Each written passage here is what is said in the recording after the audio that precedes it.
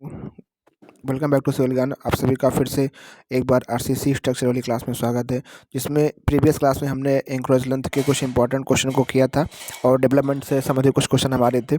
उसके बाद लगभग जितने भी एसएससी के प्रीवियस ईयर क्वेश्चन थे मैंने सारे उठा के कोशिश की है। बाकी इसमें आपको 2022 और 2023 के क्वेश्चन नहीं देखने को मिलेंगे, इनको मैं अलग से कराऊंगा जितने भी आरसीसी के क्वेश्चन आए हुए हैं आपके एग्जाम में। तो यहाँ पे हमने 15 क्वेश्चन को लगभग डिस्कस कर लिया था। अगर आपने वो क्लास को नहीं देखी है तो प्रीवियस क्लास हमने इस क्वेश्चनों को डिस्कस किया था, जैसा आप सब देख सकते हैं। इन सब क्वेश्चन को हमने वहाँ पे डिस्कस कर लिया था। और अगला क्वेश्चन हमारा जो यहाँ पे रहने वाला है वो क्वेश्चन स्टार्ट होता है हमारा क्वेश्चन नंबर 17 से। The bar carrying positive bending moment is bent up to register negative bending moment is shown in which are the following figure. यहाँ पे आपको 4 प्रकार के बार बेंडिंग शेड्यूल को दिखाया गया, 1 2 3। तो इसमें आपको बताना है कि इनमें कौन सा ऐसा शेड्यूल है जिसके अंदर आपका पॉजिटिव मोमेंट भी कैरी होता है और आपका निगेटिव मोमेंट भी कैरी होता है। तो इस तरीके से कोई आपका यहाँ पे केवल आपका कोई नहीं होता, ये भी नहीं होता। जो आपका ऑप्शन सेकंड यहाँ पे रहने वाला है, जो कि आपका कुछ इस तरीके से बनाया गया है। एक्चुअली ये होता क्या है कि जैसे अगर आपकी जो एक बीम होती है, कंटिन्यूस बीम की बात करें, तो इस तरीके से आकर जो बीम होती है, यहाँ पे जो आपका लोडिंग कंडीशन ऐसे यहाँ पे आता है, जो आपका ये लोडिंग कंडीशन इस तरीके से आता है। इस लोडिंग कंडीशन की वजह से यहाँ पे जो मोमेंट जनरेट होता है, इस स्पेन वाले मोमेंट तो पॉजिटिव होता है, पर यहाँ पे ये आपका निगेटिव, ये ऐसे ऐसे और ऐसे जनरेट होता है। मतलब कि जो आपका मैं कहूँ कि जो स्पेन होता है वहाँ पे तो सैगिंग होती है, पर जहाँ पे सपोर्ट वाला मोमेंट होता है वहाँ पे हॉगिंग होता है। और मतलब यहाँ पे निगेटिव मोमेंट जनरेट होता है, इस निगेटिव जनरेट होता है। इसीलिए इस प्लेस पर करते क्या है कि जो भी आपकी सपोर्ट वाली लोकेशन होती है, उस सपोर्ट वाली लोकेशन पे हम लोग अपने बार को नीचे, जैसे कि आप सभी को पता है कि टेंशन साइड में आपका रीइंफोर्समेंट पड़ता है, टेंशन साइड में।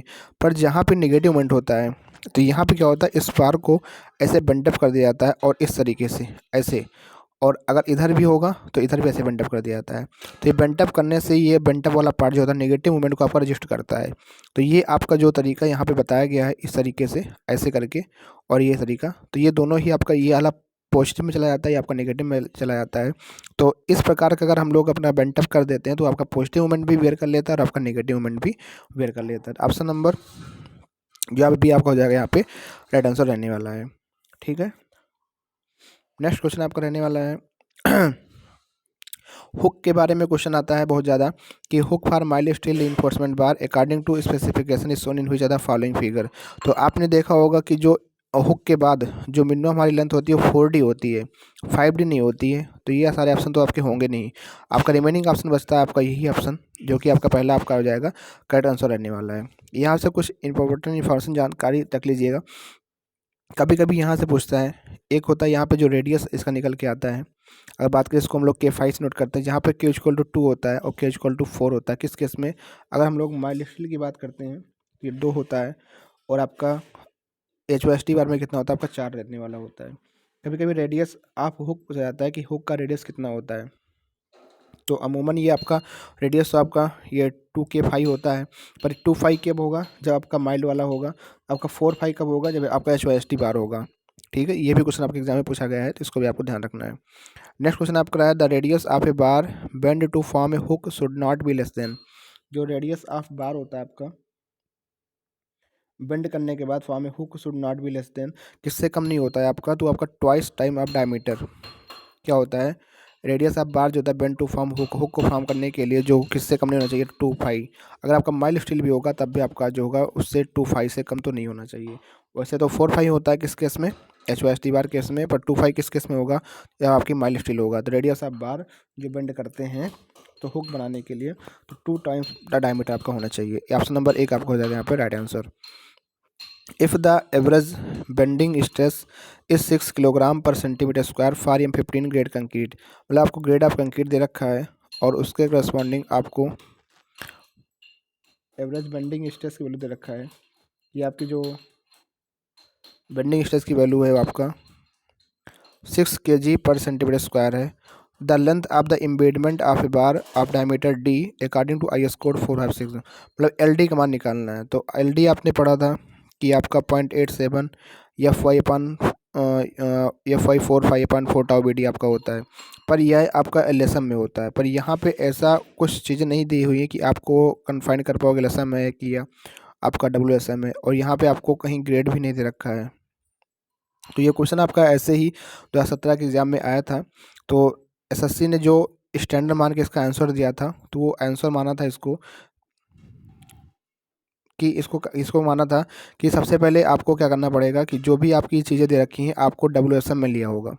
ठीक है, डब्ल्यूएसएम में लेना होगा, डब्ल्यूएसएम के अकॉर्डिंग सारी वैल्यू माननी पड़ेगी, और एफई 250 को आपको लेना पड़ेगा। मतलब कि आपको ग्रेड मानना पड़ेगा कि हमारे पास 250 का एफई 250 का ग्रेड है, और इसके अकॉर्डिंग डब्ल्यूएसएम भी मानना पड़ेगा। ये मान करके इन्होंने आंसर दिया था। तो अब एलडी के अकॉर्डिंग आप अगर डब्ल्यूएसएम से आप देखोगे, डब्ल्यूएसएम में क्या होता है कि 5 into sigma s divide by 4 tau B d. मतलब कि जो भी आपका डेवलपमेंट, जो भी आपकी बार कटाया होगा वो 5 को डी मान लीजिए। सिग्मा एस क्या होता है, परमिजुअल स्ट्रेस, अगर आपको या फिर 250 मानते हो तो उसमें आपका 140 लिया जाता है। 4 टाउ बी डी, ये जो बेंडिंग स्ट्रेस है इसी को हम लोग, जो बाउंड स्ट्रेस होती है 6 kg, तो ये हम 15 के लिए लगभग उतना ही होता है। अगर आप देखोगे तो 0.6, अगर kg पर सेंटीमीटर स्क्वायर चेंज करोगे न्यूटन पर मीटर स्क्वायर में, तो हो जाएगा 0.6 न्यूटन पर मीटर स्क्वायर। तो यही वैल्यू आपकी लगभग यही होती है, 0.6, 0.8, 0.9, 1.0, 1.1, इस तरीके से वहाँ चलती है टाउ बी डी की वैल्यू ग्रेड के हिसाब से। तो वहाँ पे अगर आप 0.6 लेकर करोगे तो लगभग इसका मान 57 के अराउंड आता है, जो कि आपका 58, आपका 58 पॉइंट समथिंग आता है। तो ये आपका ऑप्शन नंबर डी इसका अप्रोप्रिएट आंसर हो जाएगा। तो इस क्वेश्चन में, ऐसे क्वेश्चन में क्या होता है कि डिपेंड करता है एसएससी किस तरीके से करता है। पर अगर आप वैल्यू आप देखोगे ये 6 है, इस हिसाब से आपको डब्ल्यूएसएम लेना भी पड़ेगा, क्योंकि देखो टाउ बी डी की जो वैल्यू होती है, अगर आप लिमिट स्टेट मेथड में देखोगे तो ये M20 से शुरू होती है, तो उसके लिए वैल्यू होती है 1.2। उसके बाद M25 के लिए कितनी होती है 1.4, यहाँ से 1.2 से शुरू ही होती है।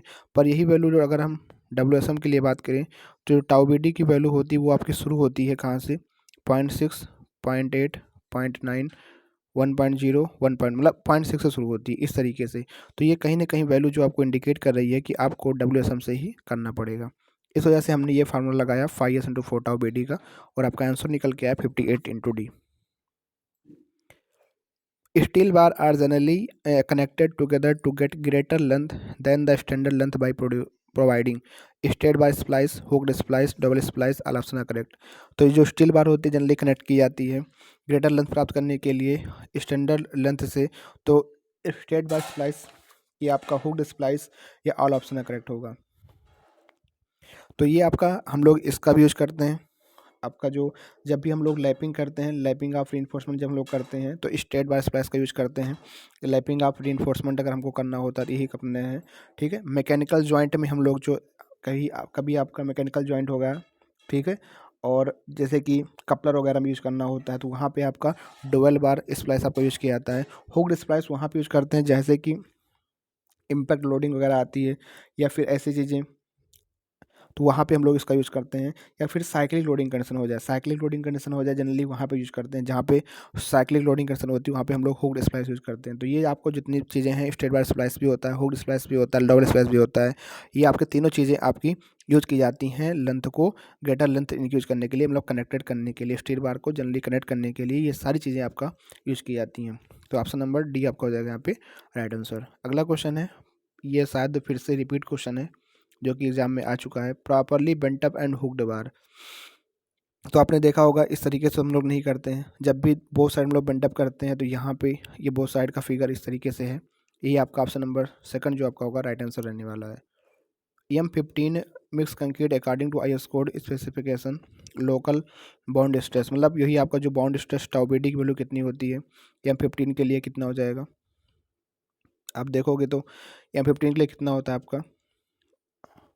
तो ये अगर बात, ये आपको डब्ल्यूएसएम से ही आप कहीं ना कहीं आपको बताना पड़ेगा इसका आंसर, डब्ल्यूएसएम के माध्यम से बताना पड़ेगा, क्योंकि आप उसमें जाओगे M20 से वो शुरू होता है, M15 के लिए उसकी कोई वैल्यू नहीं होती है।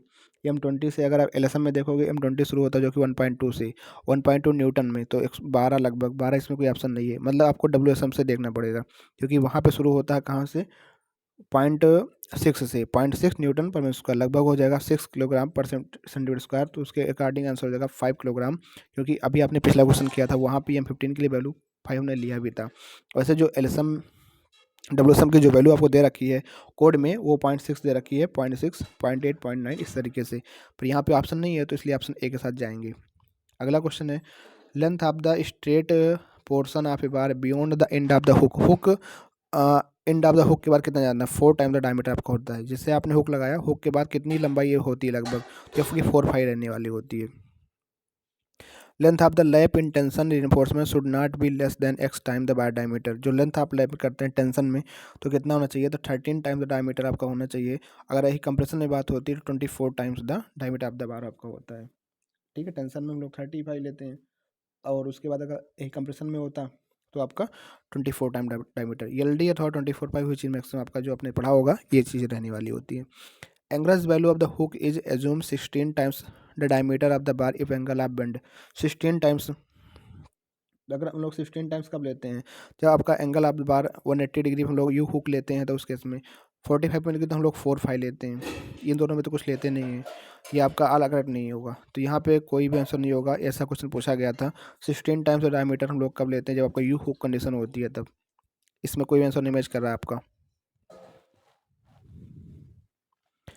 The ratio of the allowable bond stress in deformed bar to that of plain bar. मतलब आपको रेशियो बताना है अलाउबल बॉन्ड स्ट्रेस का in deformed bar to that of plain bar. तो अगर हम टाउ बी डी की बात करें, divide by tau B D HYSD मतलब डिफॉर्म्ड बार और tau B D plain bar. तो जो tau B D plain bar में होता है उसका कितना होता है, 60% ज़्यादा होता है। अगर ये 1 होगा तो 1.6 होगा, तो लगभग इन दोनों में कितना रेशियो होगा, 1.6 का डिवाइड बाई 1 का, मतलब 60% ज़्यादा होगा। तो रेशियो कितना जाएगा, 1.6 का रेशियो आ जाएगा। तो यहाँ पे कोई ऑप्शन मैच नहीं कर रहा है, तो ना आप दीजिए आपका हो जाएगा ऑप्शन नंबर डी आपका हो जाएगा यहाँ पे राइट आंसर, क्योंकि 1.6 होगा।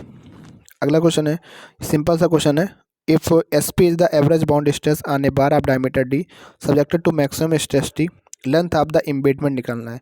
बस आपको कुछ नहीं करना, फार्मूला क्या होता है, l d equal to formula आपका होता है कि 0.87 f y into 5 divide by 4 tau B d. एक होता है, एक आपका उसमें होता है 5 sigma s divide by 4 tau B d. Average bond stress को इन्होंने आने बार एस पी से डिनोट कर दिया है कि आपका एस पी जो होगा ये एस पी होगा, एस बी है। ठीक है, ये आपका एस बी है क्योंकि यहाँ सब कहीं एस बी आ रहा है, तो एस बी है, ये टाइपिंग एरर है, एस बी आपका रहने वाला है। एस बी आपका एवरेज बॉन्ड स्ट्रेस है, एवरेज बाउंड स्ट्रेस आने बार डायमीटर डी है subjected to maximum stress t. ठीक है, तो मतलब आपका जो फाई है तो फाई को आपको डी मानना पड़ेगा, मतलब डायमीटर को, और सिग्मा एस को आपको टी मानना पड़ेगा, divide by 4 top b d आपके आपको रखना पड़ेगा, एस बी रखना पड़ेगा। तो d t upon 4 s b, d t upon 4 s b option number d में आपका आंसर मैच कर रहा है, तो डी आपको हो जाएगा इसका राइट आंसर। क्वेश्चन नंबर 29 है, design bond stress of EM20 grade concrete. तो EM20 ग्रेड ऑफ कंक्रीट के लिए अपने आपको कई बार बताया कि 1.2, 1.4, 1.5, 1.7, 1.9, EM20, EM25, EM30, EM35, EM40 and above grade के लिए आपका ये वैल्यू होती है टाउ बी डी की in the limit state method. EM20 के लिए पूछा तो ऑप्शन नंबर एक आपको हो जाएगा यहाँ पे राइट आंसर। अगला क्वेश्चन है, for 30 degree crank or bent up bar incline length of the crank in the equal to.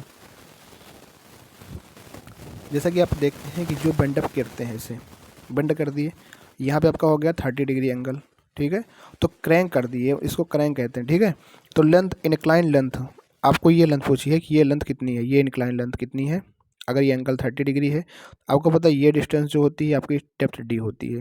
तो ये अगर यहाँ एक्स और डी का यूज करके अगर एक फॉर्मूला लगाना चाहें तो कौन सा लगा सकते हैं, साइन 30 का, साइन 30 इजकल टू लंब बटा कट। तो एक्स इजकल टू निकालेंगे, डी बाई साइन 30 आएगा, तो साइन 30 का मान होता है 1/2, तो 2D के लगभग आ जाएगा इस क्रैंक लेंथ का मान। तो यहाँ पे incline length of the crank पूछा भी है, तो ऑप्शन नंबर डी आपका हो जाएगा यहाँ पे right answer. Development length is inversely proportional to, तो एल डी इजकल टू क्या होता है, 0.87 f y divide by 4 tau p D.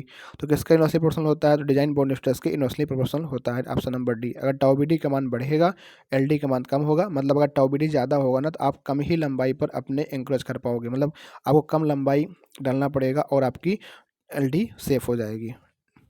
Total length of the bar having both and hook. अगर इस तरीके से अगर आप दोनों साइड पे हुक बनाते हो तो इसकी टोटल लेंथ कितनी होती है, ये अगर लेंथ जोड़ा जाए तो कितनी होती है, तो ये क्रैंक करने की वजह से इसकी लंबाई बढ़ जाती है, तो वो हो जाती है L+18D। इसमें हुक का फैक्टर और बॉन्ड फैक्टर लगता है, इसीलिए L+18D आपका हो जाता है। इसको याद रखना, कई बार एग्जाम में पूछा जा चुका है क्वेश्चन ये। For deform bar conforming IS code 1786 design bond stress in limit limited कितना बढ़ा देते हैं, तो 60% आपको बढ़ा दिया जाता है। If design bond stress 1.5 Newton per square is assumed, then the development length of an Fe 500 HYSD bar of nominal diameter 12 mm which is fully stressed in tension will be। तो टेंशन में है तो LD equal to कितना हो जाएगा 0.87 FY 4 tau BD, ये आपका होता है। तो 0.87 रखोगे या फाई का मान रखोगे कितना 500 रखोगे,